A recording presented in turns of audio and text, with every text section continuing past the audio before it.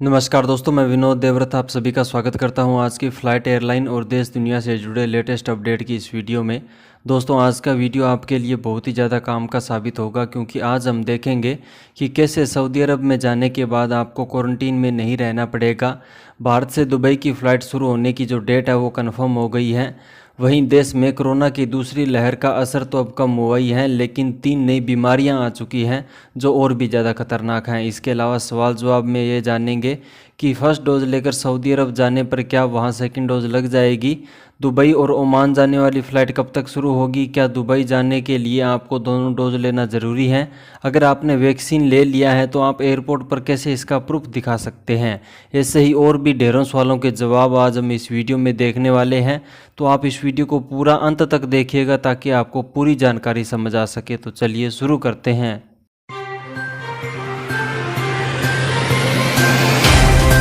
दोस्तों, आज के वीडियो का पहला अपडेट आ रहा है भारत से दुबई जाने वाले लोगों के लिए। जैसा कि दोस्तों आपको पता ही है कि अभी यूएई सरकार ने भारत के साथ फ्लाइट को 14 जून तक बंद किया हुआ है, लेकिन जो भी लोग अभी भारत से दुबई के लिए डायरेक्ट फ्लाइट चालू होने का इंतजार कर रहे हैं उनके लिए एक अच्छी खबर आई है, क्योंकि अब यूएई भारत के साथ फिर से फ्लाइट शुरू करने की तैयारी कर रही है, जिसके बारे में खलीज टाइम ने बताया है कि अगर भारत में कोरोना के केस ऐसे ही कम होते रहे तो 14 जून के बाद भारत के साथ फ्लाइट शुरू हो जाएगी। अगला अपडेट लेते हैं जेट एयरवेज से, जो कि अब फिर से चालू होने के लिए पूरी तरह से तैयार है।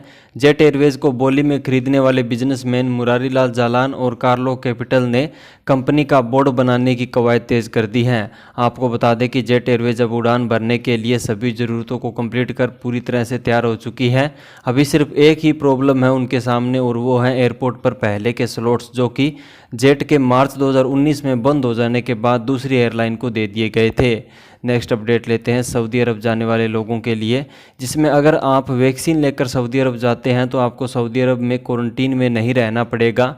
वहीं आपको वैक्सीन लेते समय अपने पासपोर्ट नंबर को भी उसमें रजिस्टर करवाना होगा, ताकि आप सऊदी समेत और भी कई देशों में अगर आप जाते हैं तो आपको क्वारंटीन से मुक्ति मिल जाएगी।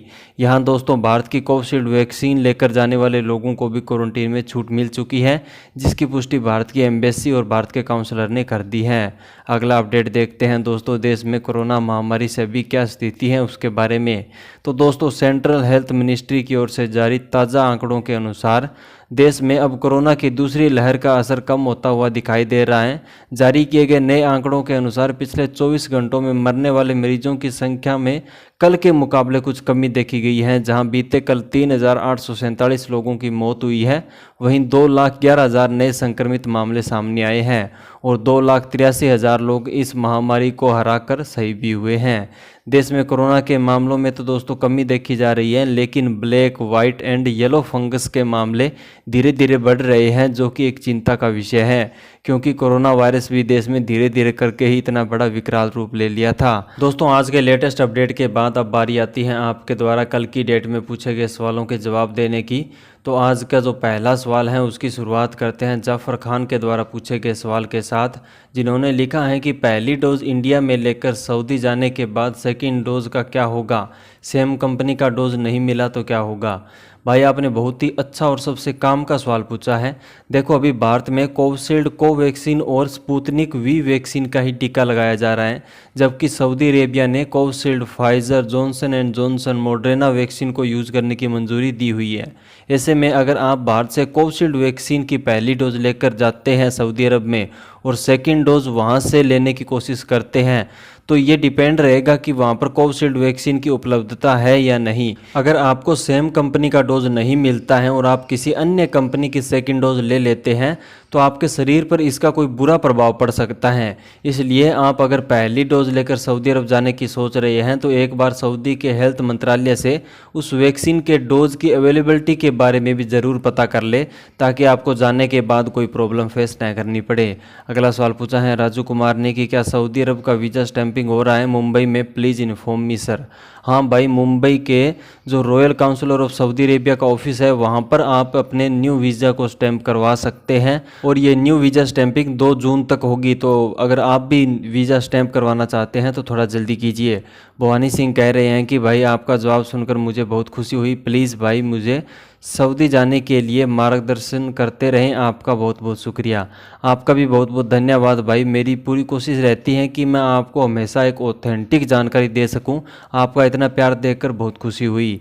नेक्स्ट सवाल पूछा है एमडी शहनवाज ने कि सर सऊदी फ़्लाइट चालू कब होगी।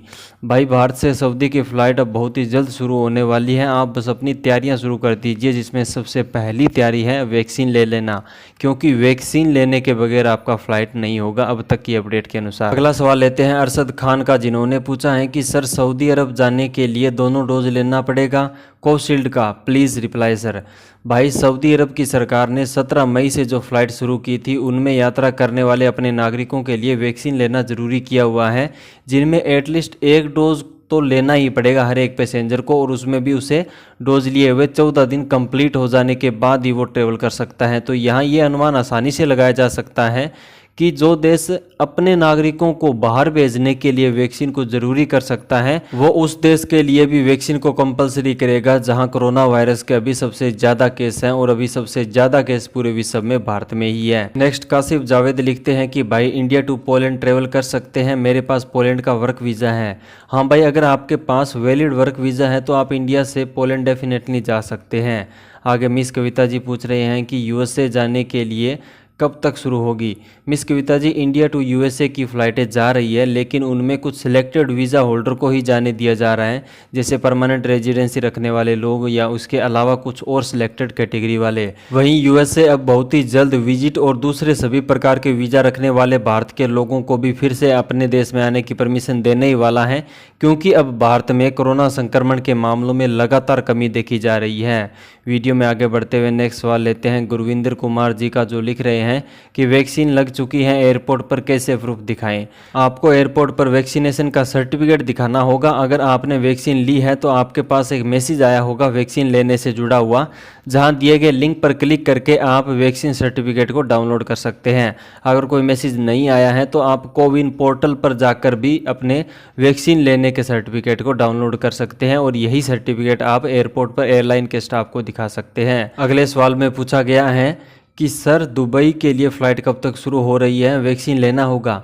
भाई दुबई जाने के लिए आज तक की अपडेट के अनुसार वैक्सीन लेना ज़रूरी नहीं है, लेकिन आने वाले टाइम में ज़रूरी किया जा सकता है। रही बात फ़्लाइट शुरू होने की, तो फ़्लाइट पर अभी तक तो बैन 14 जून तक है, लेकिन फ़्लाइट बहुत ही जल्द ओपन होने वाली है, जिसकी जो खुशखबरी है वो एमिरेट्स एयरलाइंस ने पहले ही दे दी है, क्योंकि अब जैसा कि मैंने आपको पहले भी बताया भारत में कोरोना के केसों में लगातार कमी देखी जा रही है, जिसकी वजह से अब फ़्लाइट 14 जून के बाद शुरू हो जाएगी। तो दोस्तों बस आज की वीडियो में इतना था। अगर वीडियो पसंद आया हो तो इस वीडियो को लाइक और शेयर जरूर कर दीजिएगा, और चैनल को सब्सक्राइब कर लीजिएगा ऐसे ही वीडियो हर रोज़ देखने के लिए।